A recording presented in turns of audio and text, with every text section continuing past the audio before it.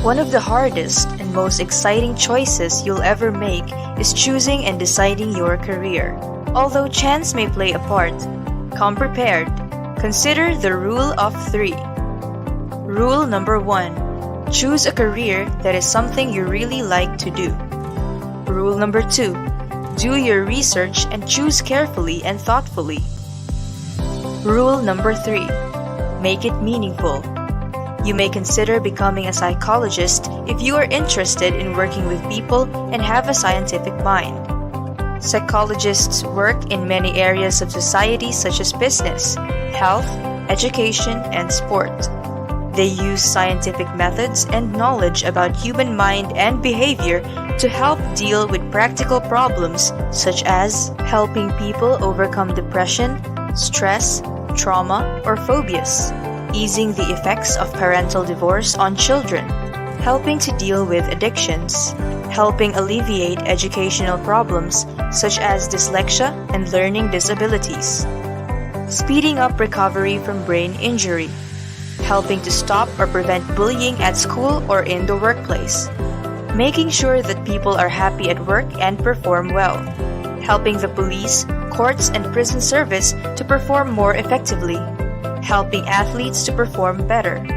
Here are some of the many opportunities you can find in the field of psychology: psychometrician, psychologist, psychiatrist, human resource manager, advertising agents, career counselor, case manager, child care worker, family services worker, child protection specialist, rehabilitation advisor, researcher, psychiatric technician, probation and parole officer, rehabilitation specialist, social service specialists, teachers, behavior analyst, guidance counselor, army psychologist. If you are a person who has the desire to help in the mental well-being of humanity, then psychology is the right career for you. Be a person that kindles light and life. Enroll in Jose Maria College and flex on the new normal in education with our flexible learning modality for an assured, consistent, and quality education. For more information, visit our website at www.jmc.edu.ph or our Facebook page at facebook.com/Jose Maria College. You can also email admissions@jmc.edu.ph for admission requirements for the BS in Psychology.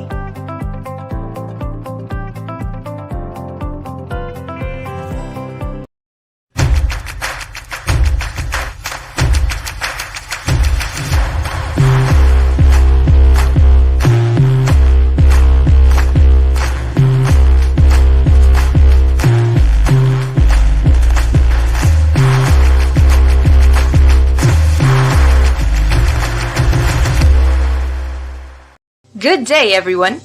Welcome to another episode of JMC EduTrends, a discussion that informs, inspires, and transcends. To all our first-time viewers, this program streams live on www.facebook.com/Jose Maria College and on YouTube at JMC EduTrends. Don't forget to type in your comments and questions, send your emojis, click the subscribe button, and ring the notification bell so you would be notified of future discussions on JMC EduTrends. Without much delay, ladies and gentlemen, help me welcome the program host of today's discussion.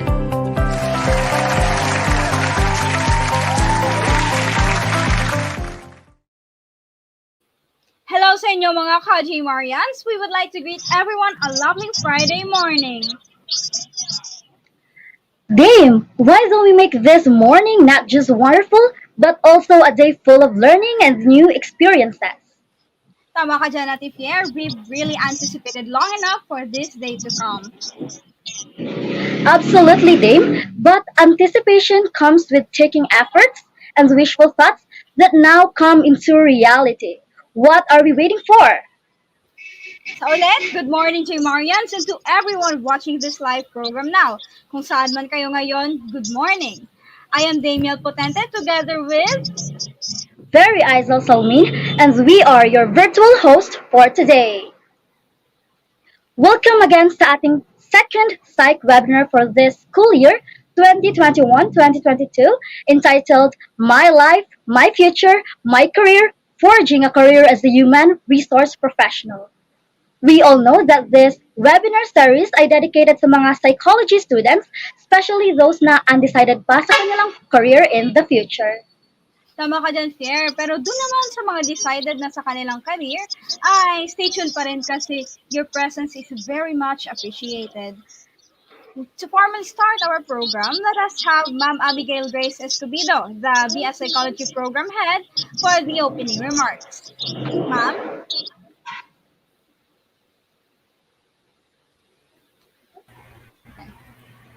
Hi, hello everyone. Hello, Good ma'am. morning. Good All right. morning. Thank you for that warm introduction. And first and foremost, as our MC has already said, this is our second psych webinar for this school year for the psychology department. I hope everybody who is in tune right now with us will be will learn a lot from our speaker, okay, this morning. And I believe that um, this webinar will be very insightful for especially for those psychology major who are still unsure of what their career paths will be in the future.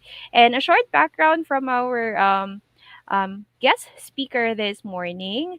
She is one of my um, friends when way back in college. She is also considered an alumni also of our very beloved institution.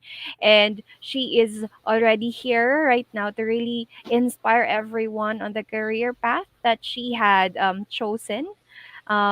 Not in the field of clinical, but more on the field for industrial setting. So sit back, sit back and relax everyone and continue as our EduTrends has said, continue to be inspired and hopefully transcend in your future learnings through this webinar. So once again, I welcome you all and hope you will learn a lot from our webinar for this morning. Thank you very much and please enjoy. Thank you, Mom Abby, for that warm welcome. And now, without further delays, let us welcome. Okay,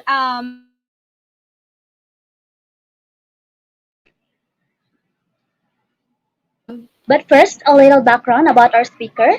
She is the co-owner, Staff Search HR and IT Solutions, Patch Delivery Services, Assistant HRBP San Miguel Integrated Logistics Services Incorporation, Outsource HRBP, FKA Agri-Chemical Corporation, Seedcore Agri-Industrial Corporation, MLDT Aquaculture, Tri-Pacific Grande Ventures Incorporation, and last but not the least, she is the product of Jose Maria College. Let us all welcome Mom Rio Marie T. Hipona. Let's give her a round of virtual claps.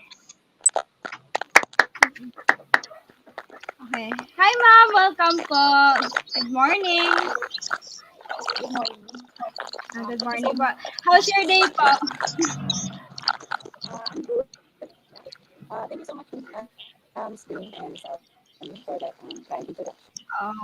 Okay.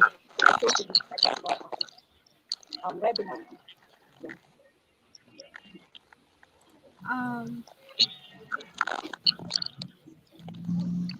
okay, I believe you're having a little technical difficulties, no? Which is hindi naman talaga maiiwasan, especially if it's virtual.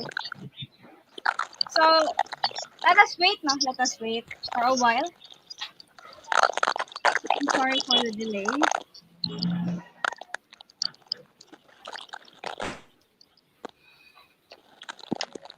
Ayan.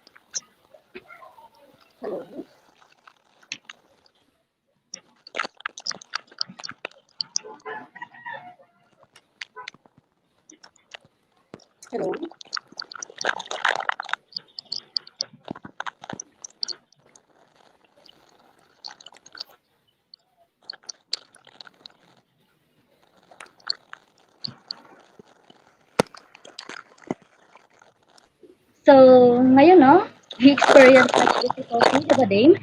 But even though na, meron na sila. Mhm. Okay, hi ma'am, welcome ulit. Hello, ma'am. Good morning sa'yo. Mm-mm.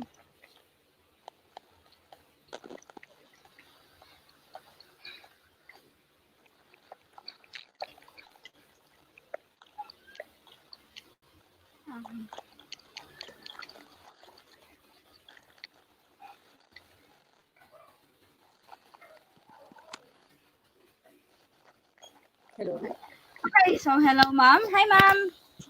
Is everything okay na po ba?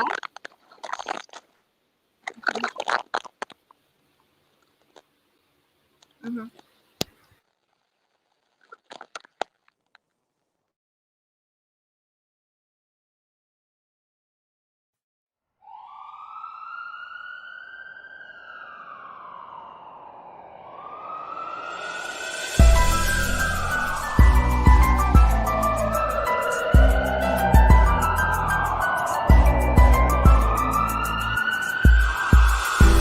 Take a deep breath and look around. Did you ever wonder what's happening now? Seems the world is falling apart. Every day is breaking our heart. But heaven to the world, if we're all alone. But heaven to the place we call home.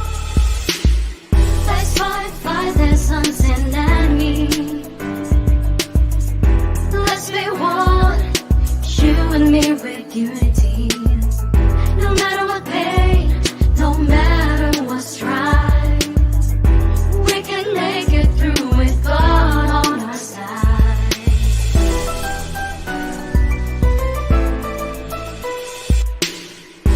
Some sort of battle we can win. Everyone will be beneath his wings. If we work together, make the choices matter. We'll all be free from adversity. If we're alone, what happened to the place we go home? This is a world our own. Let's fight and be strong. Let us defend our home. Let's fight.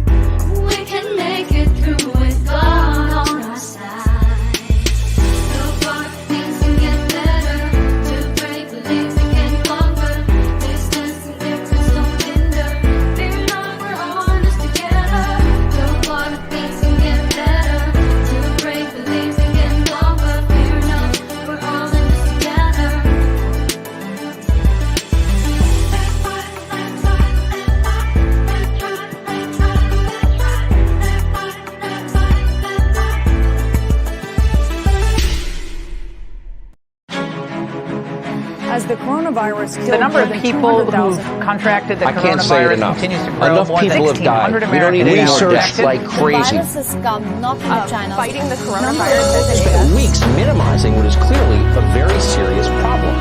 No doubt these people have good intentions.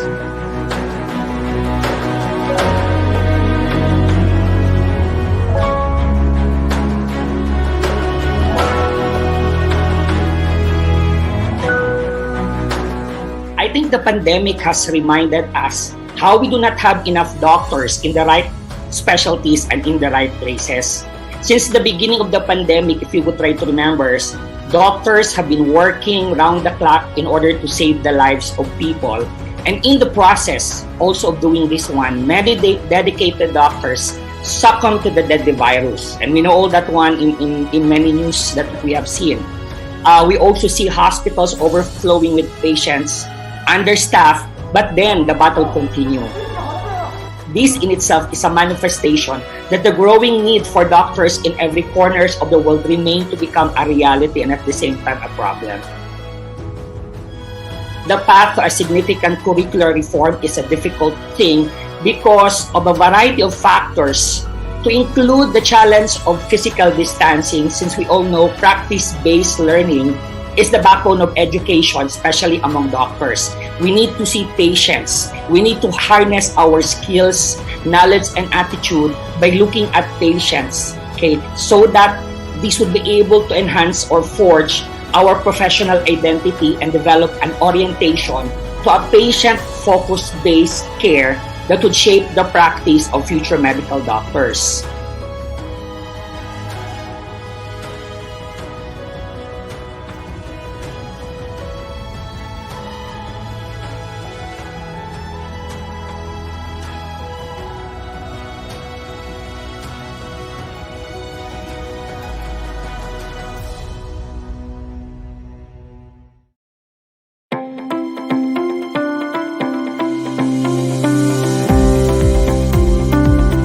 We wanted to produce doctors with a heart.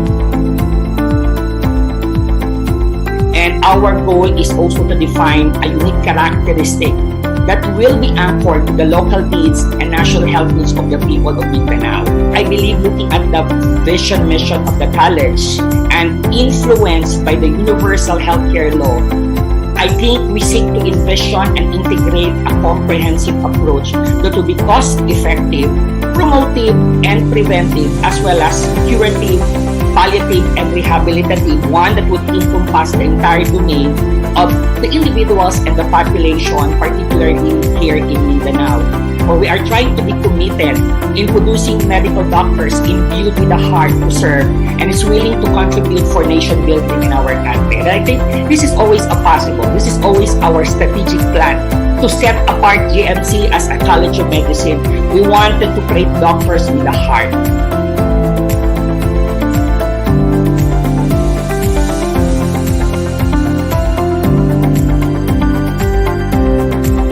We are very lucky. We have our own LMS, the Learning Management System, powered by Huawei. This is the first in the Philippines. Everything is there in terms of lectures, in terms of resources for learning. And I think our new generation could adapt of it because these are the computer-based population. The COVID-19 has resulted in schools shut down all across the world. And education has changed with the distinctive rise in the new method of learning. And I think adaptability and ingenuity were the two core values that we have learned from this experience. Dream big. They have to dream big. Dare to dream. As long as you have the dedication, you have the passion of becoming good doctors in the future, we welcome you to the College of JMC, especially in the Department of Medicine.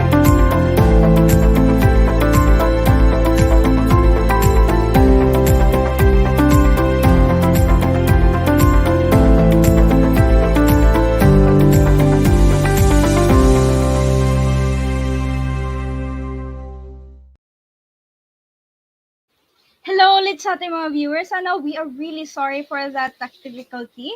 At hindi rin naman ito maiiwasan, lalo na pag virtual lives. Anyway, we have been delayed long enough. So let us have our speaker na. Good morning, Ma'am Ria. It is really an honor to have you po. So the floor is yours. Yes. Yeah. Hello. Good morning again. So, I apologize for the technical issue. No, so thank you, Miss Ding, for the introduction. So I'll start, or I'll begin with my presentation. All right. So, the objectives of this webinar is I wanted to share to the site majors what would be their life if ever they will choose the human resource path. Okay, so the objectives will be they'll gain a deeper understanding of human resources as a discipline. Okay, realize on what does it like to work in a human resources, and at least give an insights on how to achieve a career growth upon choosing human resources for psychology major graduates. All right. Next slide, please. All right. Um, I wanted to share first what really is the function of human resources management. So, ano ba talaga yung ginagawa ng isang HR? Right? But let me define first what is HR. So, human resources is used to describe both the people who work for the company or organization. And this is the department or people responsible for managing all matters related to employees. Okay, so who collectively represent one of the most valuable resources in any business or organization. So it is the most important component in every successful business because it plays the vital role in different organization as it bridges the gap between employee performances and organizations' goals. So if you choose the field of HR, it doesn't stop from being taga-hire, taga-fire, okay, or taga-sweldo or taga-remit ng mga government benefits nila. Those were just a part of the whole process. Okay? HR's functions are broadly planning, directing, controlling, and organizing. So, yeah. So let us see how the functions of an HR department bring a streamlined approach to a different aspect of HR. So number one is yung human resource planning. So it is about identifying the current and future human resources needs of an organization to achieve its goals. So HR planning is a strategic decision-making process and envisions the future. Okay, so like let's say for example, if the company has upcoming projects, okay, so future projects nila or existing projects, so we have to identify kung ano yung mga kailangan ng manpower needed for that project or kung kailangan ba ng project based lang ng mga employees or kailangan talaga ng permanent employees. Okay, this includes evaluating and analyzing tentative projects in the pipeline, right? And of course, we have to identify our recruitment goals kasi we're talking about workforce and manpower and it is may kaakibat nyo na mga expenses. Okay? So, in HR planning, we have to consider the overall productivity of the company and then plan the next HR move. Okay, so just like, for example, this pandemic, we all know many industries and companies are affected of the pandemic. So huge income loss has been experiencing while operational expenses has increased. So the HR now will have to plan what would be the next movement. So majority ng ginagawa ng mga companies ngayon is they do retrenchment, some were put on a skeletal schedule, some are on forced leave. So yun yung mga plans ng HR to sustain the company and survive within the pandemic period. Right. Next slide, please.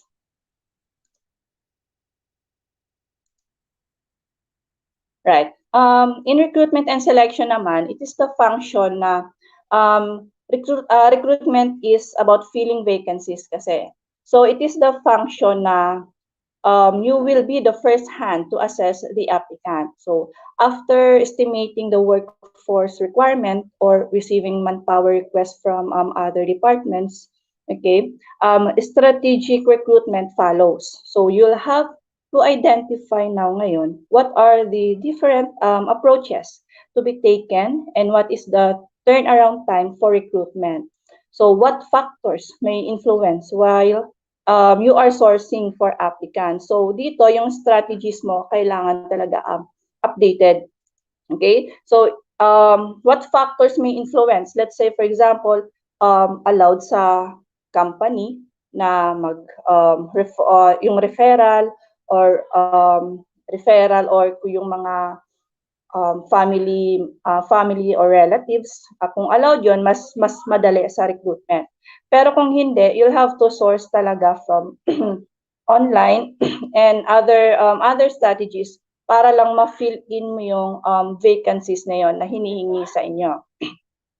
Sa ngayon, more and more companies are now engaging in recruitment agencies na for faster processes. So kung makikita nyo sa online, kung updated kayo about sa HR, marami ng agencies ngayon, recruitment agencies. So this is for faster processes kasi. Okay? It's actually one of the services we offer in our companies, the staff search.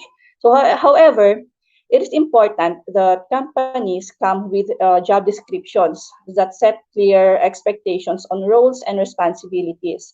Kasi nga, nag-outsource sila. So, nag-outsource sila ng recruitment. So, kailangan yung si outsourcing agency, hindi naman nila talaga alam kung ano yung kailangan talaga ng ng hinihingi ng isang company. So, isa sa requirements is to give the recruitment agency proper job descriptions so that si recruitment specialist would know kung sino talaga yung i-hire nila. So, articulate recruitment procedures and selection process. So, in turn, attract right candidates, creates a talent pool, and meets the organizational recruitment goals. So, in recruitment, you'll be more engaged in meeting different people, different faces, backgrounds, and different life stories. So, if feeling mong kasi sometimes kasi yung character ng isang tao nagfi-fit din sa kung ano yung job role nila. So if hilig mong dumaldal at makipagkwentuhan, right? Na minsan may halong chismis at may pagka-judgmental, then go for recruitment kasi yun talaga yung trabaho ng isang recruitment specialist kasi kailangan you have to know talaga and assess yung capabilities, attitudes or yung attitude ng applicant. Next slide, please. Next is the training and development. So it is a very vital part of the functions of human resources. Kasi under HR, training and development is like the teacher of the employees. So trainers make sure to produce change in knowledge. So it could be cognitive learning, applying rules, making decisions, so etc. Also, trainers makes an effort to improve attitudes. So, yung mga ethics, work ethics, values, behavior, in case na hindi maganda yung behavior or attitude ng employee. So yun yung, they make an effort to improve that one. And then skills. How to, yung mga different soft skills na technical and soft skills na binibigay para sa employee so that mag-improve siya and then para mag-improve siya and then habits to practice for mastery. So why we offer training? So HR's handling training and development identifies the gap and work out to help employees adapt with the demand of work. Training goals should support the goals of your organization. So in training and development, trainers make sure to upgrade employee skills and knowledge to achieve adequate or high-level performance and correct problems that are due to lack of skills and knowledge. And lastly, to motivate. Okay? So kung feeling mo, ikaw si Miss Minchin at trip mong i-master sa pagbabalat ng patatas si Sarah and you love teaching people, then go for training and development. Right? Next is the performance management.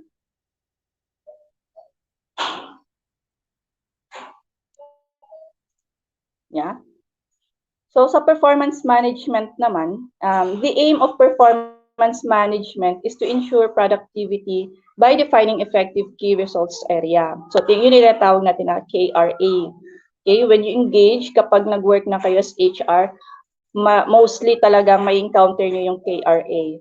Okay, key results area. So performances should be reviewed under a set of tools called appraisal. It could be a by should be reviewed on a 360 degree, wherein peers, subordinates, seniors, and even customers offer feedback on employees' performance. So, para wala siyang bias kasi yung usual talaga na ginagawa kapag performance management is si manager lang or yung si superior lang yung nag-evaluate sa subordinates nila. Pero the ideal talaga na performance management is the 360 kasi lahat i-evaluate ka from your superior up to your subordinates and your peers and also yung customer kung applicable. Okay? Main purpose of this is to provide performance feedback. Okay? Common dito yung probationary performance evaluation. It is the basis if mariregular ba si tao or hindi. Next is to identify individual strength and weaknesses, okay, through performance management. So we can also recognize individuals' performance and then assist in goal identification and allows employees to discuss concerns and improve communications. So performance management is effective in identifying the gaps in performance that can be filled with training and skills. Minsan si training and development dito siya nagbabase kung ano yung kailangan na ibigay na training or seminar sa isang employee or sa isang department.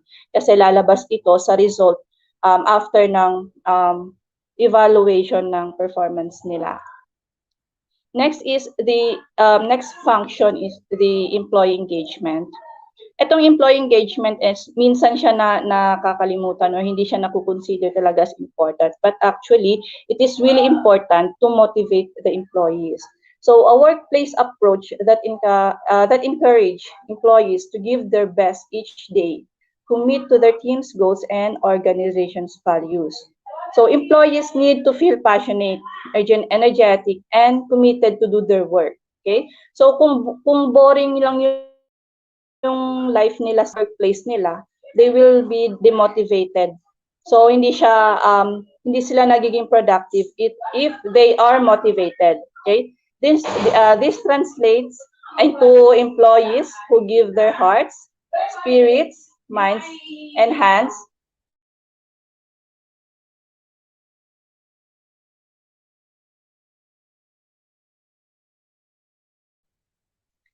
again, I'm sorry. So employees need to feel passionate, energetic, and committed to do their work. Okay?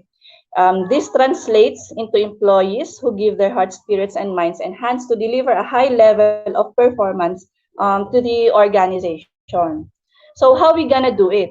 We engage them, okay? Para maging motivated sila to go to work, no? Maging fun yung environment nila sa workplace, we engage them. So dito na yung pumapasok yung mga team building activities, yung mga activities every may holiday or mga event like Halloween, Christmas, Valentine's. So si employee engagement officer ang may hawak nun. Right. Okay. So HR's role in employee engagement is we are the motivator. We inspire everyone and we safeguard company's culture and measures employee status through different activities. So mga pakulo that would energize them and make them motivated to go to work. So kung type mo gumawa ng mga kung ano-anong mga pampasaya, yung you are an influencer ka, magaling kang gumawa ng mga pampakulo, then you will do good in employee engagement. Next is the rewards and recognition. Yeah. Rewards and recognition, it's the function of HR wherein we understand the employee's worth and wish to sustain good talent. Okay? It is a way of making employees feel worthy of their work as appreciation.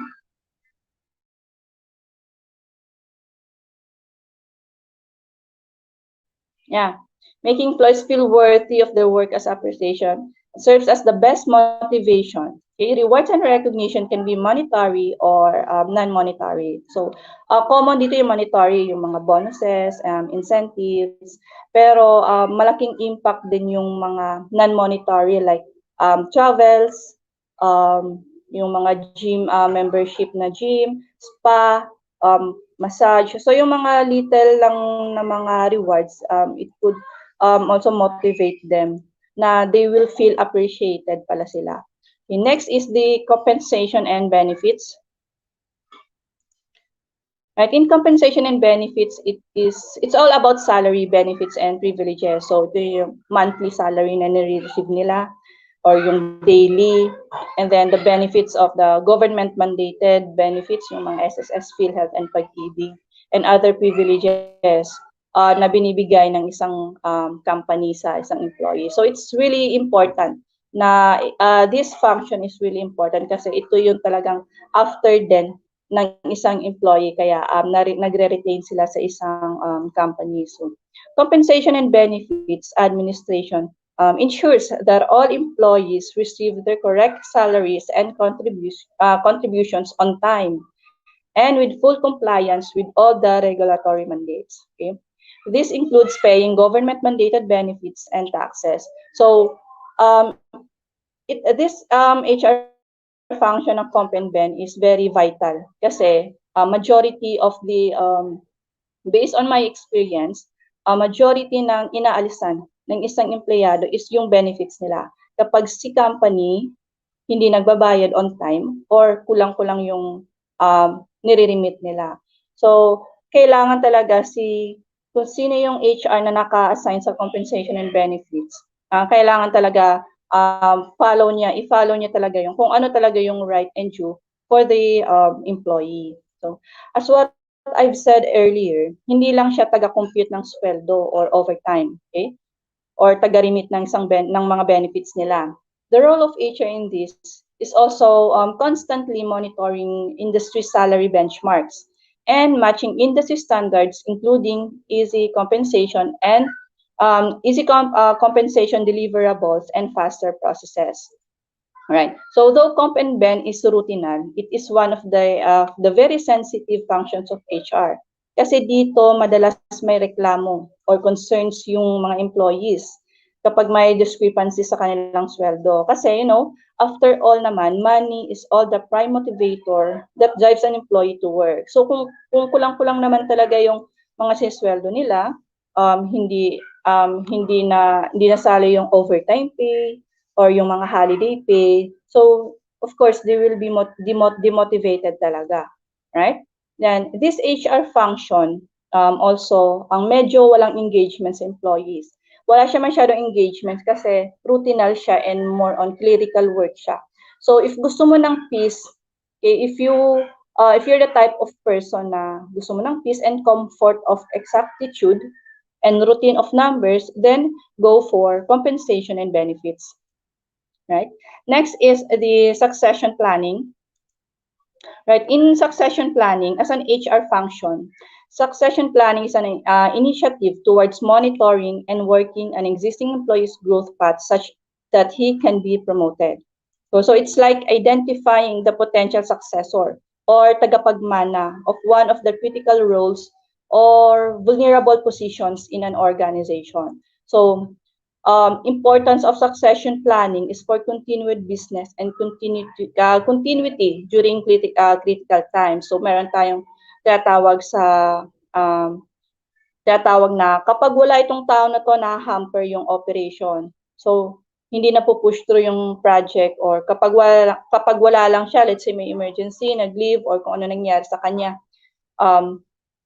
parang napipila yung operation. So ito yung tinitingnan ni HR, succession planning, na if ever happens to that person na may hawak ng isang critical role, at least merong sasalo sa kanya or merong gagawa nung naiwan niyang trabaho. So, example of this is those people, example sa HR department, those handling compensation and benefits or yung mga payroll master. Very critical talaga yung role nila kasi hawak nila yung sweldo ng isang ng mga empleyado. So kapag yun sila nawala at the time ng cut-off period or um, cut-off period or payroll day, talagang ma-hamper yung operation kapag walang sumalo dun sa trabaho nila. So that is very very critical. So kaya sa succession planning, we have to identify kung sino yung may potential na sino yung may potential na gumawa ng mga critical roles na yon. And if ever in the future na mag-resign yung tao or si employee na may hawak ng critical role na yon, may tendency na siya yung mapropromote for that position. Next is the safety and health. So sa safety and health, workplace safety is achieved through an effective safety and health programs that is supported by leadership, analysis, controls, and training. Right? For big companies, normally meron yang safety officers, okay, whose main focus is all about safety and ensure a good and safe working environment. So but for those small to mid companies, usually HR is the one who handled this function. So sa mga mid, actually kahit mga medyo malalaki na company, si HR yung wala silang HR officer talaga. So minsan si HR ang gumagawa nun. Kaya it is really highly encouraged na yung mga HRs kumuha sila ng Safety Officer 1 na certification sa Department of Labor para anytime pwede nilang gawin yung role na ito. So, role of HR in ensuring health and safety in the workplace is to set the tone during the recruiting and hiring phases. So, during an onboarding pa lang talaga ng employee, ng newly hired, kailangan ma-orient na si employee kung ano yung about safety and health. So, common dito yung sexual harassment na mga policies, drug-free policies, yung HIV awareness. So, yun, kailangan upon onboarding, na-orient na yun sa kanya para alam niya kung ano yung rules and regulations about safety ng company. Okay? And then the role of HR in ensuring health and safety in the workplace is to administer and implement the safety program. So yung safety and health, hindi lang siya doon sa kung safe ba sila sa sunog or sa lindol. We also consider, actually kailangan talaga, mandated talaga siya to inspect yung working environment nila. So for example, yung sa chair, air condition. So kapag sobrang mainit, hindi yun siya pwede. Kapag sira yung chair nila or yung computer, it would affect on their health. Kaya kailangan si safety and health officer, kailangan niyo talaga i-check lahat ng mga nasa paligid ng isang ng empleyado. Right? Next is the policy formulation. Right. In policy formulation, actually, ito ako mas engaged ako dito sa policy formulation. So policies are the backbone of HR. So it's like the Bible of the company. An organization needs a mix of policies from the matured, tried and tested ones as well as the newer and sensitive ones. So meaning lahat ng factors na maaaring maging problema sa isang company at sa employee, kailangan mo yun siya gawa ng policy, ng rules. Kailangan proactive tayo, hindi tayo reactive. So these policies and ethical standards can shape the performance and attitude of the employees. And it would give them, an employee, a fair warning on what could happen if they disregard lawful company rules and regulations. So it sets expectations from both the management and the employees. Right? So upon making policies, you must consider the values of your organization. What are the non-negotiable in your organization? What are the forgivable offenses in your organization? So, in different companies kasi, and in different industries, depende yun siya sa management or sa employer kung ano yung forgivable sa kanya na mga offenses and yung mga non-negotiable. So, yung non-negotiable yung tinatawag natin na zero tolerance. Kapag si employee na commit itong violation na to, so zero tolerance, automatic siya terminated. So, you set specific rules. Depende pa rin siya sa gusto o kung ano yung gusto ng management. Okay? And also, you have to incorporate it kung ano yung industry ng company. Next is the compliance and legal labor laws. So in compliance and legal labor law, so dito na yung papasok si Department of Labor and Employment. So si DOLE kasi, meron tayong pina-follow na standard compliant. Kailangan compliant tayo sa standards na mga requirements nila. So HR who handles this function is called labor relations.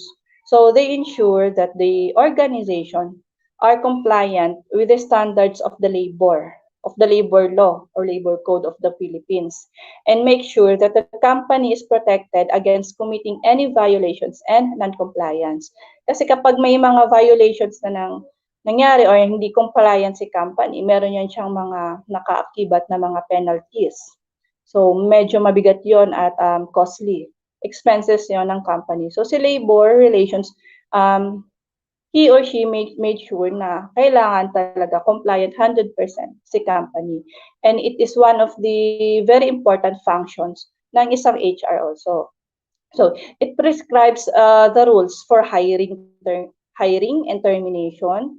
So meaning sa hiring kasi may standard din o meron ding law na meron din tayong pina-follow na batas diyan. So hindi na pwede yung kapag mag-hire tayo, ito yung laging nire-remind sa mga recruitment specialists na kapag mag-hire, hindi na pwede yung with pleasing personality, yung age, hindi na rin, at least 18 pataas. It's ano na. Pero as much as possible, hindi na rin siya sinasali sa posting or sa qualifications. Yung gender, hindi na rin siya, kasi discrimination yon. So, yun yung mga few of the rules na kailangan i-follow ng mga employers. So, hindi na pwede yung with pleasing personality, at least between 20 to 25 years old or female only. So, hindi na siya pwede. Kapag na-report yun sa labor, so meron tayong penalty doon. And then, of course, the termination of private employees. So, ito very critical na na function or na process yung termination kasi mayroon tayong mga fina-follow dito na batas din. So the conditions of work including maximum work hours and overtime, so may fina-follow tayo. So we make sure na si operations or si company must follow the 8 hours na per day na working hours ng employee. And we make sure also na bayad din yung overtime nila. Okay? Kasi pag hindi bayad yung overtime, naka-violate na ulit tayo nun. Okay? So, employee benefits such as holiday pay, 13th month pay, and retirement pay. And the guidelines in the organization and membership in labor unions as well as in collective bargaining. So, si labor relation, itong labor relation na function is very, talaga siya, mabigat siya na trabaho. Alright, so dapat palakas yung loob. Kung dito ka, ito yung handle mo na function sa HR. Alright, okay. Next is the progressive discipline. In progressive discipline naman, HR who handles this function is called employee relations. So usually si labor relations and employee relations, iisa lang yan sila. Kasi connected lang din yung trabaho nila. Right? On implementing employee discipline, HR must study what the law says. Okay? Establish clear rules for employees and document employee memos. Okay? Okay, so choosing the most appropriate discipline method is very important because disciplining aims to correct, okay, not to penalize the employee. So minsan misconception ng mga tao is that si HR lagi lang nagpa-penalize. So hindi.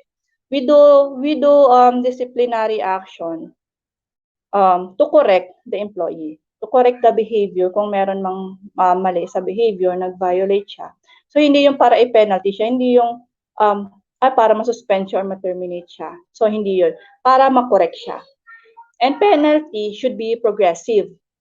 Okay? So meron tayong set of rules, meron tayong mga set of mga violations na progressive yung discipline. So we'll start with verbal warning, written reprimand, suspension, up to termination. So this function is one of the crucial work of an HR kasi you're gonna deal and consider with the labor law mandates. As employee relations officer, we have to follow the due process. So meron tinatawag na due process. That's what the labor code mandates. So yung due process na to, what is due process pala? So ito yung tinatawag nating two notice rules.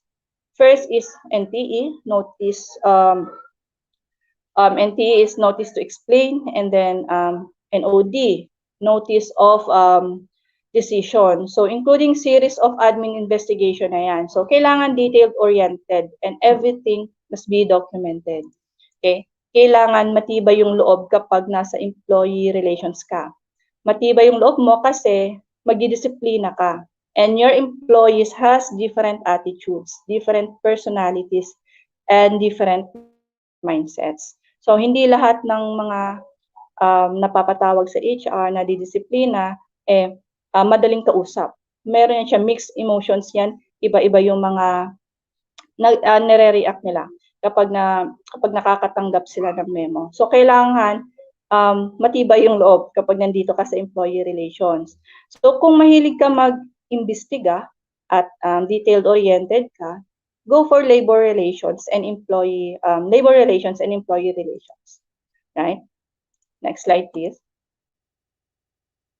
So yun, those are the functions of HR. Kapag pinasok niyo yung career ng HR, so pwede kayong mamili kung saan niyo gusto ang discipline kayo pumunta or piliin niyo yung kung anong discipline ang gusto niyo na angkop pa rin sa personality ninyo. Kasi if ever mahiyain ka, I guess hindi ko marirecommend yung recruitment and selection sa inyo kasi you'll have to face with different people. Kapag naman mahina yung loob mo or mahiyain ka rin, sa employee relations, hindi ka rin applicable doon. Right? Okay, so depende pa rin siya kung ano yung talaga yung personality mo. Right? Next, build a career in human resources. So, are you interested in a job or career in human resources? So, jobs in HR are either easy or difficult. So, depending on your background, life experience, and of course, education. Right. Next slide, please. Yeah. So, ito yung HR hierarchy lang na sample. Okay, HR can have a broad range of responsibilities. Large companies with many employees need a human resource department. So, yun na yung may HR manager, merong recruitment officer, merong training and development officer, labor relation officer. So, to focus and manage the relationship that employees have with the company while smaller companies naman may have only one or two HR professionals, but the responsibilities remain the same. Right. So, yun. Next slide, please.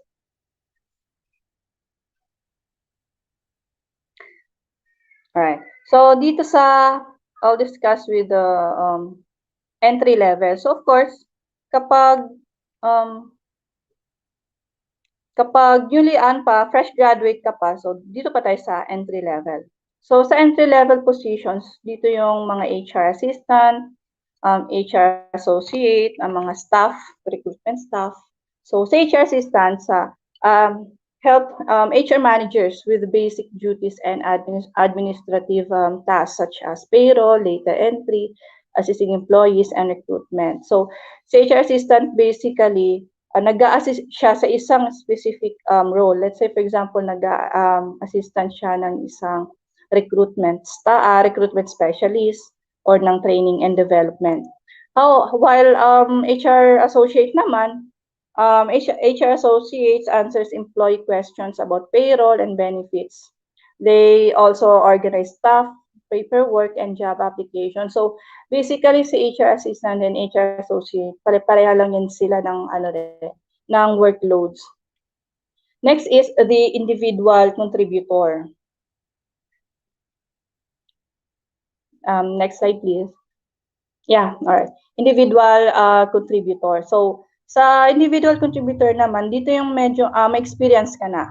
Okay? And then you have already know kung ano yung field na gusto mo. So, meron tayong HR specialist. Okay? Specialists within HR have specific titles that reflect their areas of expertise. So, example, recruitment specialist. Very common is a recruitment specialist. Labor relations specialist. Yeah, so specific specialize niya yung specific function ng isang HR. Right? Next is HR generalist. So itong yung HR generalist is generalist oversee all human resources duties from company policies to employee relations. So usually si HR generalist, siya lang yung HR sa isang company. Okay? Kumbaga, let's say for example, the company has only 50 employees, so HR generalist lang yung hinahire ni employer. So, siya lahat, all functions ng HR, siya gumagawa. Pero hindi siya masyadong mabigat kasi kukonti lang yung employees. Right? Next is HRIS analyst. So, analysts gather and manage company and employee data. Okay, review salaries and other statistics, conduct surveys and present this information to the managers. Right. Okay, isa rin sa sample ng HRIS is yung mga payroll master and compensation and benefits ng mga officer. Next is business partner. So HR business partner. So business partners tend to be closer to consultants. That's consultants than managers in the HR world. So they work both within and outside of the company to build relationship and business plans that guide the direction and the company. They form policies, oversee enforcement, or interface with a more standalone HR services center of an organization. So basically, si HR business partner, siya yung more on planning. Siya yung humahawak nung sa function ng HR planning, succession planning, and mostly yung organizational development as a whole. Next level is yung managerial level. So develop and implement HR strategies and initiatives aligned with the overall business strategy. So si manager, meron na yan siyang mga staff. Okay, na ang handle ng mga staff niya is yung mga different functions ng HR. And then next level is the HR director. So the overall director of HR is typically the highest level HR employee who oversees the whole HR directives, right? And the next is VP of HR. So the vice president of HR is one step below the overall president of the company and is synonymous with the C-level HR officer. Okay, so their specific duties and considerations depend on the size and structure of the company, right? So, etong VP of HR applicable lang to sa sa malalaking corporations, right? So, how to advance in your human resource career? Right. So, next slide, please. Yeah. So how to advance in your human resource career? So number one is network with other HR professionals. All right. Network with other HR professionals. So for you to advance in your human career, human resource career, dito na yung tinatawag natin career growth. Okay? Kasi hindi pwedeng stagnant lang tayo na. When you enter a company, recruitment specialist ka, yun na yun, throughout your career, hanggang sa ilang years ka na doon, yun pa rin yung ginagawa mo. So, hindi ka nag-grow kapag yung isang position lang yung inahandle mo. So, to advance your human resource career, of course, network with other HR professionals. A large network of professional connections and relationships can give you more opportunities to learn and develop and find jobs, right? Expand your network by meeting industry members through conferences, social events, trade shows, yung mga human resources organizations and professional networking websites. So ngayon merong group ngayon sa Facebook, yung Philippine HR group. I think 90% ng mga HRs all over the Philippines naka-join doon na group. So doon lahat ng mga updated na mga HR trends and mga seminars, webinars, and trainings na pwede natin i-acquire. Next is maintain current industry knowledge. So for you to do, kailangan naman talaga na updated tayo kung ano yung trend. Kasi as the years goes by, nag-i-innovate yung HR. So kailangan maka-adapt tayo sa changes na yun. So stand out from others by staying up to date on new ideas and changes in the HR industry. Okay, you must read human resource journals, blogs, and magazines, and join many HR associations. Next is discover the right HR discipline for you. Yan. Kaya diniscuss ko kanina kung yung overview ng mga HR functions. Kasi kailangan yung malaman, kailangan yung ma-discover kung saan talaga kayo hiyang. Okay? Because human resources departments include so many job types. Learning about each one can help you decide where you want to specialize. Okay? A basic understanding of multiple HR jobs can also prepare you for generalist or management position that oversee all HR operations. So, to build your knowledge, ask your supervisor or colleagues if ever na magka-work na kayo. If you can talk to them about their job duties and shadow them for a day. So, shadowing, very effective din yun para maka-learn tayo. You might hold several HR positions throughout your career. Okay? So, for example, for the first 3 years of my work as an HR, I was the recruitment officer, and then after that, na-promote ako into assistant manager ba or naging training officer na ako. Yeah. So once you understand the hierarchy of HR jobs, you can determine which ones you are qualified to apply for and which fit your career path. So just like to share yung sa akin, I became an HR business partner kasi dun ko na-discover na dun ako mas effective at mas masaya ako sa pagiging isang HR business partner. Right? But meron siya talagang bigger responsibility rin. Right? So next is obtain your master's degree. This is very important, no? Once you graduated, proceed kayo sa masters. Pero hindi siya talaga yung urgent or yung ano talaga. Depende pa rin yun sa inyo, pero I would suggest you obtain your master's degree. Okay? An advanced degree can prepare and qualify you for upper level job opportunities. Okay? So kung mapapansin niyo, most of the managers or yung mga sa higher positions na meron yun silang mga masters and mga different certificates. So, a master's degree in psychology, majoring in industrial psychology or organizational development, can help you develop your skills, okay, and knowledge in subjects such as financial management, recruiting, and business analysis, okay? Kasi, di ba, we are psych graduates, psych major graduates, so more on personality tayo. So, when we proceed for masters, kailangan yung i-major natin. If you want to choose human resource career and then magma-masters tayo, we have to major in industrial psychology. Huwag yung clinical or yung education or kung anong other areas ng psychology. Dun ka sa industrial psychology para fit doon sa career na pipiliin mo. So you might earn your masters by taking in person or online courses while still keeping your full-time job. Ako before when I took my masters, meron akong full-time job. So medyo ano siya, mabigat, pero kailangan din kasi natin 'yun para mag-upskill tayo. Right? Okay? A graduate program typically takes 2 to 3 years to complete. So, just time management lang din and handle everything na yung handle everything na lang with pressure talaga pero handle well naman.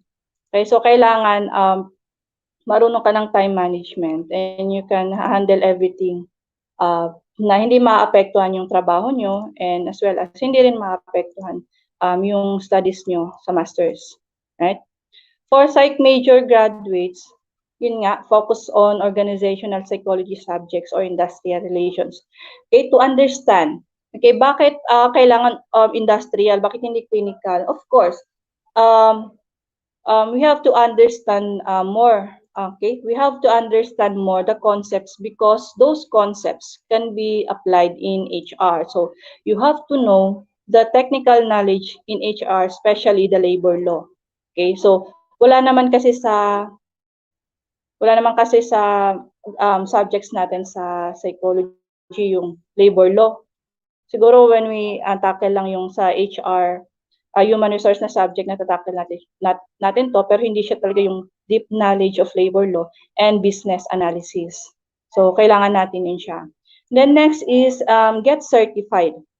Okay, industry credentials such as certification of human resource professional or CHRP can improve your HR knowledge and set you apart from your coworkers. So you must meet the education and experience requirements, then pass an exam to get certified. So itong certified human resource professional program.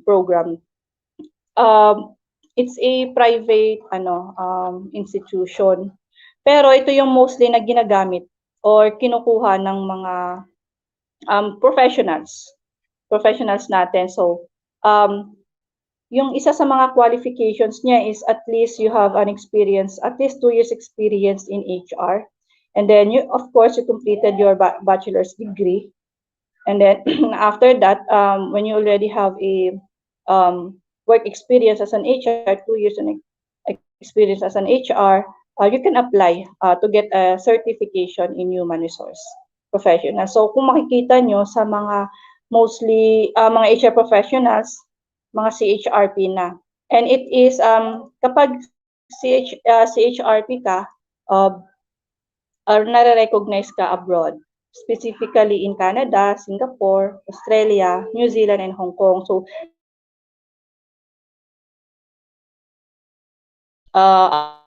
HR, hindi siya magiging mahirap sa inyo. Right?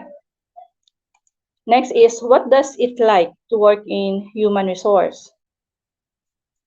So, yeah. So, what does it like to work in human resource? So, nakita nyo, for me, this is how I describe working as an HR. So, nasa middle ka. Okay? You're always in the middle. Why? Because, sabi nga dito sa slide, what does it like to work in, next slide please. Right. So sabi nga dito sa slide, the HR professional's job is to protect the company from the employee and protect the employee from the company.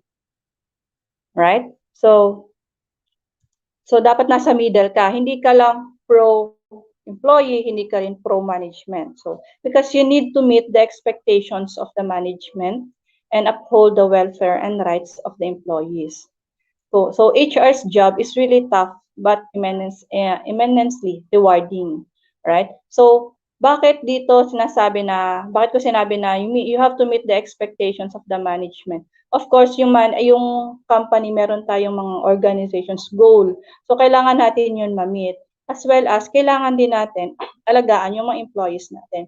Kaya minsan, HR's job is very difficult sometimes kasi minsan hindi mo alam kung sino yung susundin mo between the management and your employee kasi minsan nagko-contradict sila. Okay? Example na lang yung mga nakikita natin sa mga movies. Sabi kang you're fired, sa movies okay lang 'yon. Pero in reality hindi 'yun siya ganun lang kadali. Okay? Kapag nagsabi kang you're fired, mataas na process pa 'yon. Again, we have to follow due process. So minsan si manager ba or si superior gusto niya si tao or si employee terminated kaagad. So kailangan may kaakibat yun ng mga documentations.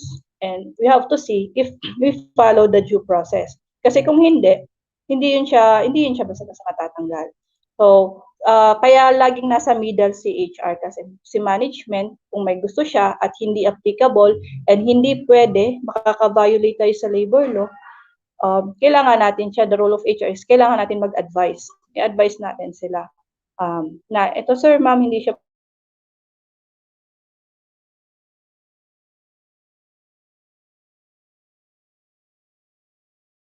HR can contribute to employees' development, right? We can guide others in their careers and we can influence business processes. Okay, and we can interact with variety of persons. Okay, HR is never boring. Okay, when shaping your ideal career path, you'll have to consider what you really want to do.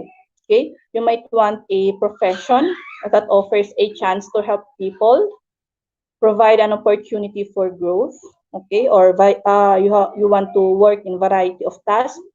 If this is what you want, then HR career, a career in HR may be right for you. Yeah. So that's all for my presentation about HR.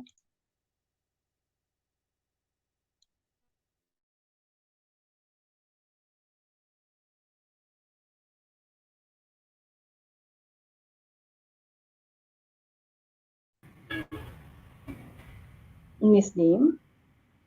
All right.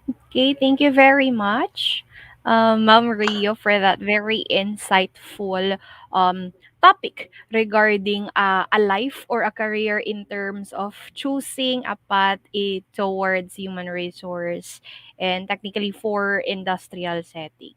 Okay, so medyo very enticing talaga yung idea in terms of um, proceeding sa career sa ng psychology, medyo marami talaga, and this is also another career opportunity for our dearly beloved future graduates of our program.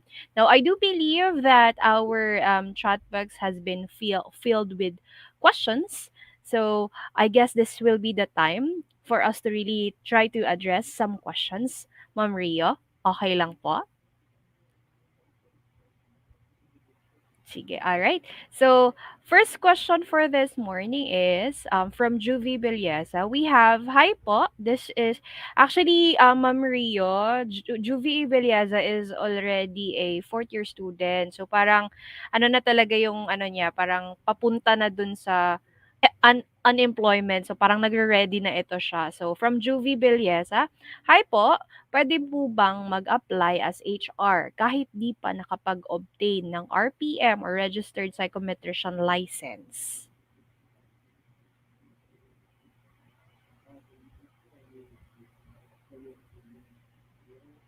Okay, parang we are experiencing internet difficulties right now.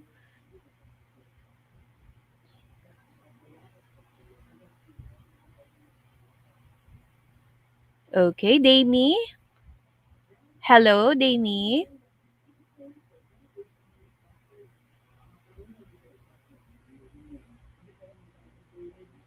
Damie?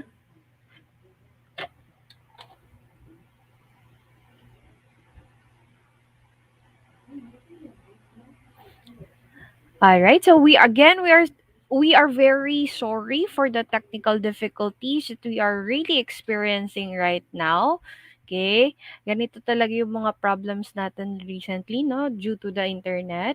Okay? But however, okay, we are waiting for our speaker to come back kasi para nawala siya sa screen. So I believe there is also an internet difficulty. So I believe I can answer this question. So from Juvie Belleza, okay, Salmin is here.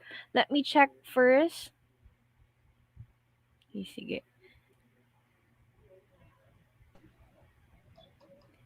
Okay, okay. Sandali lang. Okay, hi, Ma'am Ria. We're back. Can you hear us Yeah. na? Yes, yes.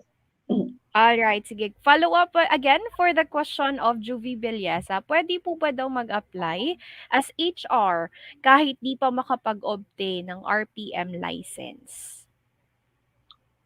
Yes, actually, obtaining license or board exam, like RSI or RPM, it's not really prerequisite to becoming an HR resource professional, but it can be an advantage because the things that you know as a psychometrician could help you boost your career because you know assessment. Okay, ginagamit yun especially sa recruitment and performance appraisal. Pero hindi talaga siya requirement talaga na hindi siya prerequisite. So as long as you are a graduate of psychology or HRM, yung Human Resource Management, and even any course, pwedeng pumasok sa HR as HR. Right? Oo, There pero mas is magandang no specific advantage degree. din. Oo, pero may Yes, it is advantage really din, an 'di ba? advantage. Yeah, oo. There is no specific degree to pursue a career in human resource, right? But majority of the companies kasi choose to get a degree in the field of like psychology, sociology, and other business management na courses because like psychology graduate is an advantage because we delve into personality theories and concepts like rewards and motivation. So in short, we understand individual and group behavior, and we are able to work to improve human performance. So yun. So Mm. as an employee with psychology degree working in human resource, will be able to use his or her problem solving skills and about employees' behavior attitudes, and it will be beneficial to the company. I see. Thank you very much. Sa madaling salita, Ma'am Rio, kay we dealt with human and we dealt with people. So HR really are in terms of dealing with that. So medyo ano din talaga, Advantage. align din naman yung graduate for psychology. Thank you very much. Yeah. Salmin, would you like to read the next question from our audience? So, okay, ma'am. So, for our next question, coming from Novi Constantino, the BSP From Psychology from Salmin, Novi parang from Constantino. Mia muna. We have Mia on the Um, screen already. on the screen, okay. Okay, from Mia Russian Kadayona. Good morning, ma'am. As what I've heard sa mga applicant, ma'am, bakit po daw medyo attitude yung HR? Is it to test them how to handle with pressure or it is required to be strict towards sa applicant? Well, actually, depende yun eh kung sino yung HR. It depends on sa personality ng HR. So, hindi naman siya nagiging strict talaga. We are just being professional. Kumaga, we are saying na hindi kami siya basta-basta na um, pwede mo lang yung baga in Bisaya, yaga-yagaan. Right? Kasi hindi naman siya talaga strict kasi kapag medyo mabait kasi si HR, yung over familiarity nawawala na siya. Yung over familiarity nag-exist. So hindi na siya minsan nirerespeto ng mga applicants. So pero hindi naman talaga kami we are not strict, especially kung ako hindi naman ako nagiging strict. Siguro sa takot lang yun nila. Sa takot sa interview kaya nakikita nilang strict si HR. Mm. And dapat kasi 'di ba, structured yung interview process, eh. So, medyo kung ikaw medyo nerbiyosa ka, yung nakikita mong interviewer, nag-iiba din yung ano mo, yung pagtingin mo dun sa interviewer lalo na if you have too much anxiety dealt already. Yeah, oh, and then si HR naman, yung mga recruitment specialist, they do different methods of interviewing kasi. Merong structured, merong unstructured. So minsan depende yun siya kung depende siya kung ano yung structure na gagamitin niya. And doon kasi makikita kung paano niya ina-assess yung applicant. Yeah. So I guess sa tingin ko Okay. dala lang yun ng ano nila, takot nila. Oh.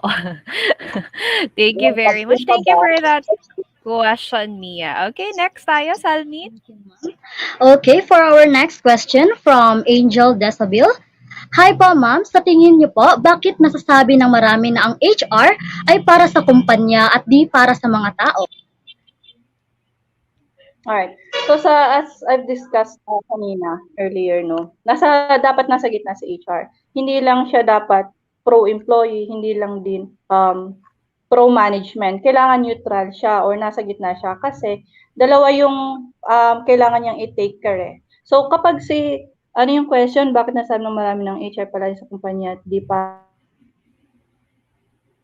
nasasabi kasi we have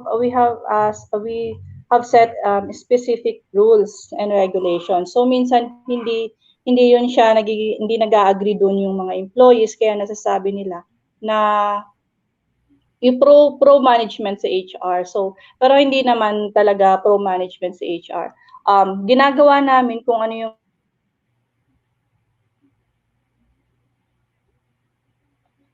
Okay, we have already encountered another internet difficulty. So, in relation to that also, tama din yung sinabi ng ating speaker that the HR should not be pro in terms of only one part of the company, but it should be very holistic kasi they will be a part of, kumbaga sila yung mediator in terms of communicating upward to the company, which is upward to the company, or downwards to the employee. So, sila yung nagiging mediator. So, hindi din natin maiiwasan that there are some that can actually see that it is more on the company. Okay. However, as a good practice in terms of HR, as our speaker had already answered a while ago, they should be in terms of being in a neutral stand. Okay. They should consider the welfare of both the company and at the same time the people who are working for the industry. Okay? So, ganun yung parang ideas ng ating speaker kanina. Okay? Thank you very much. By the way, we have our speaker, MC ngayon. We have trouble from Damie's connection now. Thank you very much, Salmin, for being with us for today as well. Okay, Ma'am, how about you? Do you have any inputs? Do you have anything to say while waiting for our as what speaker? yes po ma'am, as what I've observed ma'am of Ma'am Rio discussion, I also learned ma'am na that according to Ma'am Rio said that ma'am na we should also develop the skills, not only the abilities and also the habits in order for us to develop the mastery in such industry. And aside from that ma'am, we should have the holistic view of ourselves and the emboldened values and characteristics and attitudes towards other people in the employees and other company for the betterment of the industry po ma'am. So we should also have a camaraderie towards the employees and also respect with their decisions and building such a wonderful connection within the industry po ma'am. Tama din naman yun. Alright, thank you very much, Salmin. But for now, I have a question for you. Okay? Since you are already a third-year student for the psychology program, okay, have you already considered a field in HR? For me, ma'am, it also for some points, ma'am, I also consider myself as an HR po, ma'am, because one of my tita said that it is also good to have ma'am, the background or the experience being an HR, human resource management, since it also helps you to, ma'am, the analysis of the business, as what Ma'am Ria said, and also continuing to have a deeper understanding about the backgrounds of the business. And aside from that, ma'am, I would also continue to have a mastery regarding this kind of topic, ma'am, na if we are going to ma'am, we're going to study all about the industrial and the organizational psychology. It would also ma'am, inferred that it could be a great help for the psych majors, including me po, ma'am. Okay. Okay, so hopefully you can really pursue on the career that you wanted. So I I hope think so. this had been very enlightening. This topic has been very useful for you. And I believe, Yes, as what I said also kanina, Salmin, you're already third year. And yes, ma'am. you have a subject right now currently enrolled for the industrial and organizational psychology. Okay. Can you try Yes, to ma'am. link our seminar right now towards your learning sa iyong IO, psychology? Okay. Before you answer that, we have already our speaker. Hi, Ma'am Rio again. Hello, ma'am. Okay. Welcome, ma'am. Okay. So we have another question here. Ma'am Rio, can you hear us?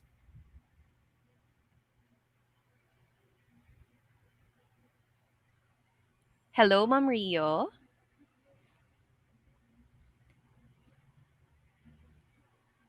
Ma'am Rio, can you hear us? Okay, parang hindi din tayo naririnig ni Ma'am Rio. Ang daming technical difficulties today, 'no? Ano kayang meron sa Friday?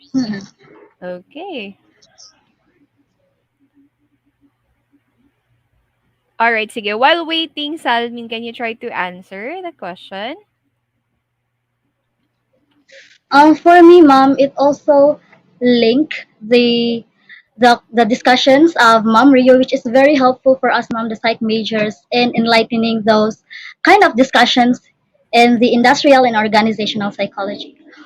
For me, ma'am, it could be a great help because of what Mom Rio said. She discussed all about the recruitment and selection, the training and development, as well as the performance management within the industry, which also helps us to develop the insightful abilities of an employee, and also, ma'am, that of what our teacher said, that ma'am, si Sir,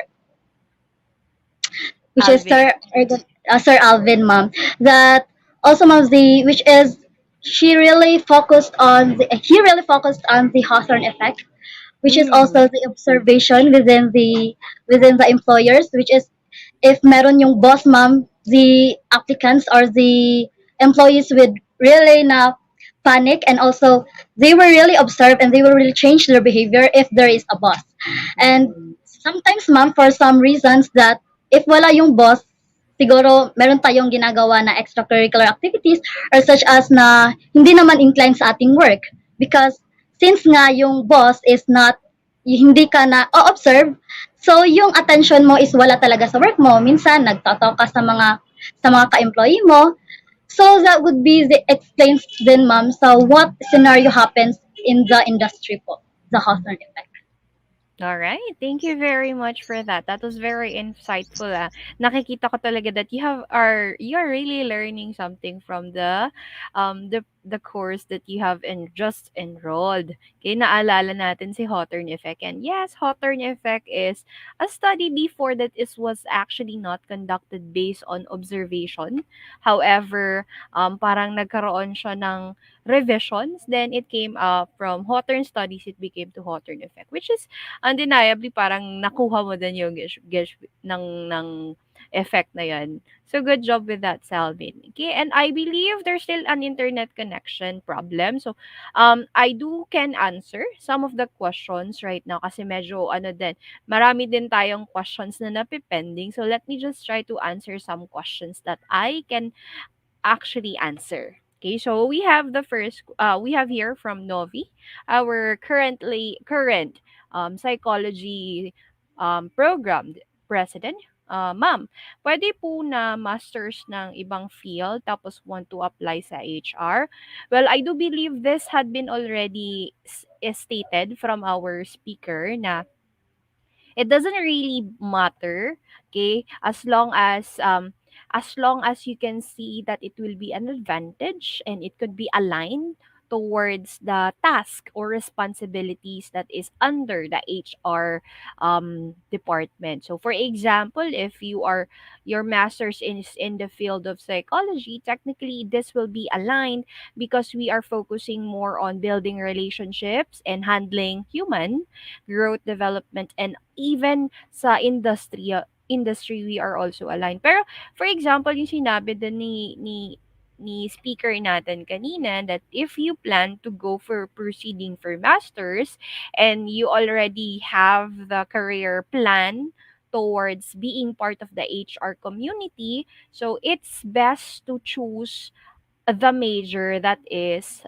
aligned. So instead of choosing clinical psychology or educational psychology as your major, proceed tayo dun sa human growth, training and development, or yung yung dito talaga sa Philippines, we have a major master's in psychology, major in industrial setting. Okay, so pwede yon. So pwede din naman, sabi din ni speaker kanina, it's really not necessary that it's psychology, but as long as it is aligned and it is or can be linked towards the responsibilities of an HR officer or as a part of the HR. Okay, so I hope that was answered. Okay, thank you very much for that question, Novi. Okay, so parang nahihirapan din si speaker natin. Okay, so do we still have some questions, Salmin? Yes, ma'am, from Nimrod Okay. Owen. Ma'am Rio, sorry, Salmin. Ma'am Rio, can you hear us now? Yeah, yes. All right, so thank you very much. By the way, we have Faith here, one of our interns also. She's here to check with us, but maybe mamaya we get to ask her some mamaya then. Okay, so a question from Nimrod Owen, Ma'am Rio. Ma'am, what are your insights to people who think lowly about being an HR po?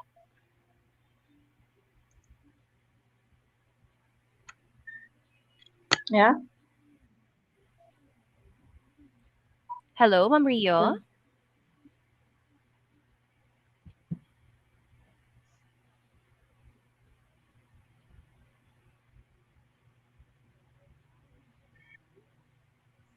Yeah. All right. Actually, is Nimrod, no? Is Nimrod Oo, Nimrod. a student pa or graduate already? Kasi depende yun Student. siya para to He's a first upskill year. other knowledge and skills of being an HR. Tip ko lang kapag hello, can you hear me clearly? Yep. Hello? Yes, we can hear you. Yes, ma'am, we can hear you, ma'am.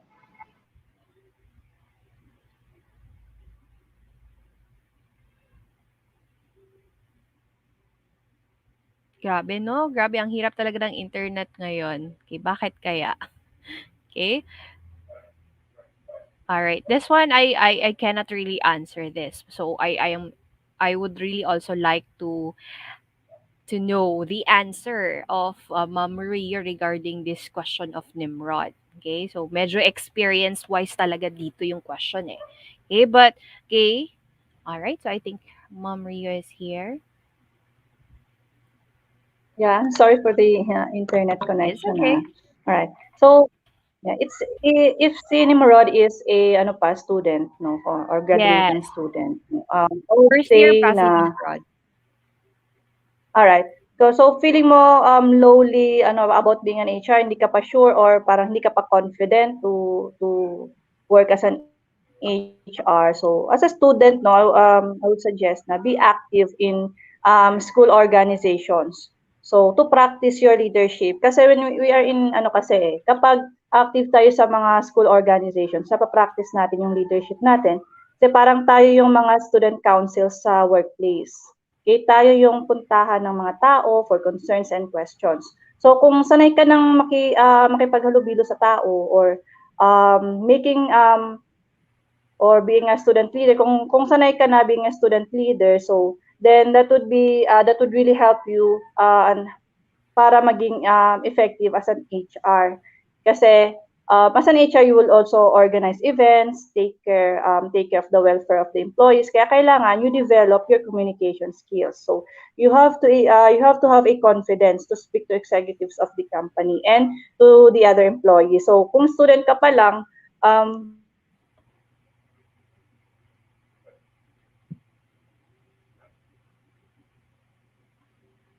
Okay, nawala ulit. Pero sabi ni ma'am, kung student ka pa lang, you really need to focus more on achieving a lot. At the same time, improve your your learning. So, upgrade muna tayo in terms of educational experiences and educational attainment. Okay? So, I believe there are some difficulties talaga and time check, it's 12:01. So, I guess we should also just try to answer more, at least two more questions, okay, after this. Okay, so let's just wait for our speaker to come back again. And Jamie, you are back. Hello. Can you hear us now? Opo, sorry. Nakamute tayo, Dames. Oh, hi ma'am. Naririnig na po ba ako? Yes, loud and clear. Okay, so ikaw, can I ask you also, because I already asked Salmin regarding her insights. Okay, what have you already learned from our speaker right now? Um, Parang sa akin, ma'am, no, since, I was really encouraged by my aunts kasi na mag-take ng psychology para sa mag-HR daw, which Mm. is okay rin naman. However, parang hindi siya in line sa ano ko na interest, but I was really amazed na maraming tawag nito, maraming mga gi-assume ko before na na-debunk siya na dili ay yung ano pala dili lang pala siya limited sa I mean yung HR pala hindi lang limited sa ano interview ng mga ano may Mm. meron pa pala silang other task and I was really amazed because true talaga yung sinabi nila na once you we are a major in psychology ay very flexible ka talaga kahit saan pwede kang ilagay ganun. Yes. Okay. As an individual that is considered holistic, our job opportunities also in our field is very holistic. So, maganda yung sinabi mo doon, Demi, na your ideas was already debunked kasi parang sabi mo hindi ka parang your aunt is pushing you towards a field in the HR pero you're not sure really of the responsibilities provided in HR. So um medyo maganda yung learnings natin in terms of sinabi ni Ma'am Rio regarding sa mga key responsibilities. Hindi lang po tayo from hiring and recruitment. We are also a part of the training and development, personal engagement, including the making of the policies for the company, and also yung pinaka-favorite ko na part as key responsibility yung sa rewards. Okay, rewards and compensation, ikaw yung in charge. Lalo na kapag ikaw din yung daily routine mo talaga gusto mo fix. So, pwede kang makapili kung ano yung path mo or ano yung department mo under the HR department. 'Di ba? Okay, so, Oh, saan kayo doon? Kayo, Salmin and Damie, sa major na mga key roles na inintroduce ng ating speaker, saang part sa HR nyo gusto? Kasi you plan to be a part of the HR in the future. So, ano yung ano nyo? Okay, let's start with Damie and then Salmin. yung sa akin, ma'am, I like the part na included sa development ng employees kasi Okay. as a person kasi I like helping out people na mag-grow or just plain helping them. So I believe mas nakatuon yung hilig ko dun. So I think I'm much more suited sa doon na field po. All right, thank you very much. Okay, how about you, Salmin? What career path would you choose? For me, mom, is the training and development because Okay. I like to develop, especially mom to those fresh ones. I like to develop their skills, their also abilities, the way they want to know about the deeper understanding of their works. And also, mom, I feel that if I am inclined with that such, ano, mom, with that kind of training and development, mom, I also help a lot of um recruiters or the ones that is new employees Mm-mm. because it really fits me a lot, ma'am, especially my character and my personality po, ma'am. Wow, I see. So I believe that these two young ladies really are more on helping others to become more efficient in terms of their career in the industry. Aba, very helpful yung ating personality, girls, ha? But yeah, that was very insightful. Thank you very much for sharing. Okay? But I believe time check it's 12:06. So medyo nahihirapan tayo and I do understand that there are also some issues concerned regarding internet. But let me just try to answer some of the questions from our participants kasi we're still currently waiting for our speaker kasi nga sa internet. We have here from sino ito? Can you please read? Um, Ma'am, this is the question is from Keith Claire Guma, Mm-mm. uh, a live FB viewer. So, yung question niya is, if mag-apply for HR, ang psych at HR major, sino po ang possible makuha? Both are aligned, okay? Both are aligned for the field or for the opportunity in terms of working the HR. So ang labanan dito not in terms of the program that you have graduated already, but in terms of the experiences that you have already gathered. Okay? So if si psych major fresh grad tapos si HR major ano na siya with two more experience na mas more sa'yo, of course, the company will really deal on the possibility of hiring the one who is more in terms of experience. Kasi by degree, both bachelor's grad, pero hindi tayo, ano hindi tayo parang wala tayong discrimination in terms of the degree na nakuha mo. Okay? However, doon na si HR magtatalo in terms of the experience that you have gathered. Okay? So, hi, Ma'am Rio, you are back. Can you hear us now? Yeah, yeah, yes. All right. So, I believe we still have just one more question for you to ask, Ma'am Rio, kasi don't have any more time left. This will be from John Carl Espanola, a viewer in YouTube and also a third year student in the psychology. We will just flash it for you in the screen. Okay? Um, all right. So from John Carl Espanola, Dami, please read. Okay. So his question, pangalawang question ito niya. So, his question is, hi ma'am, I would like to ask if how much is the expected salary in HR? All right. Expected salary in HR. Actually, it will depend um on the company you're applying for. I'm sorry. It will depend on the company you're applying for. So, as an entry level, you can start. I won't. I don't like to disclose. Pero Pero siguro mga salary meron range na lang. salary Salary range is, range. yeah, if entry level position, salary range is mga nasa 11,000, between 11,000 to 15,000. So again, it will depend on the job offer, salary offer ng company na ina-applyan nyo. If it's a big company, well, it's much higher. Pero kung small pa or it will depend din talaga sa company. All right. Okay. And Yeah. also it will also Kapag depend sa entry on the level lang, experiences and qualifications. Tama ba? yeah, depende sa experiences. Kapag yung sabi ko kanina is entry level lang. So between 11 to 15,000. So that's why kailangan natin i-upskill yung ating career. We have to get certifications, trainings, yung master's degree because it could boost it can boost opportunity for you to grow and higher up, maging level up ka sa HR position. When you reach managerial position na kasi it's like mga nasa 50 pataas na siya. So, yun. Grabe, no? All right. Thank you very much, Ma'am Rio, for answering. Kaso marami tayong mga questions. Unfortunately, our time is about to end. And so, thank you very much for all those people and audience who have really provided a lot of questions for us. Okay, but we have no more time left to really answer it all. So, once again, thank you very much, Ma'am Rio. And Damie, do you have anything to say?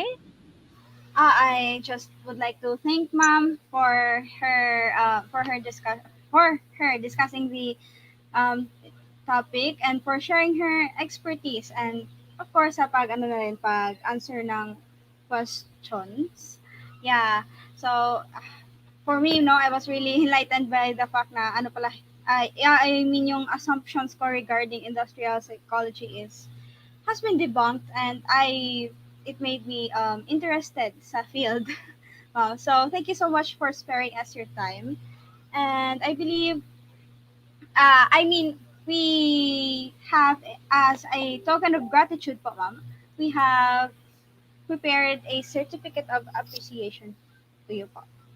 So, I will let Ati Fair read the citation. Ati Fair, you're around. All right, Dame. I guess you can still read it na lang directly. Ayan, ayan. Okay, sige, sige. This token of appreciation is coming from the Jose Maria College, and this is awarded to Ma'am Rio Marie T. Hipuna for sharing her valuable knowledge as the guest speaker in the webinar entitled My Life, My Future, My Career, Advancing as a Human Resource Professional. This is signed by Miss Abigail Grace B. Escobedo, the BSP Program Head, and the College Dean of Case, Dr. Maribel S. Lantixe. Thank you, Ma'am. And Thank of you very much, course, Ma'am Rio. ating viewers, just like the last time, thank you so much for attending this psych webinar despite the technical difficulties and delays.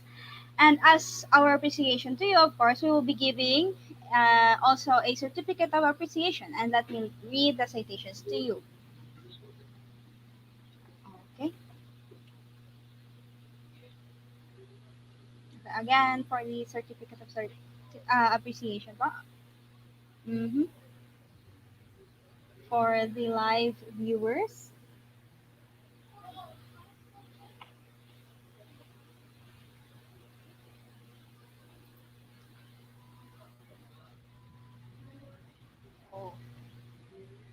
Mm-hmm. Again, okay, yun. Thank you so much again sa mga viewers, ha? And so this is your certificate. Of course, this is coming from the Jose Maria College, and the certificate of participation is given to you, the viewers, for virtually attending the webinar entitled My Life, My Future, My Career, Advancing as a Human Resource Professional, given this 8th day of October 2021. This is signed by Miss Abigail Grace B. Escobedo, the BSP Program Head, by our guest speaker, Miss Rio, Ma'am Rio Mariti Hipuna, and of course our college dean, Dr. Maribel S. Lantixe. All right. Thank you very much, Ma'am Rio. Also, do you have anything to say before we really about to end our program for today? Yeah, thank you for inviting me, especially to Ma'am Abby. Um, Thank you for inviting me. It's a great pleasure to share my knowledge about HR. Thank you.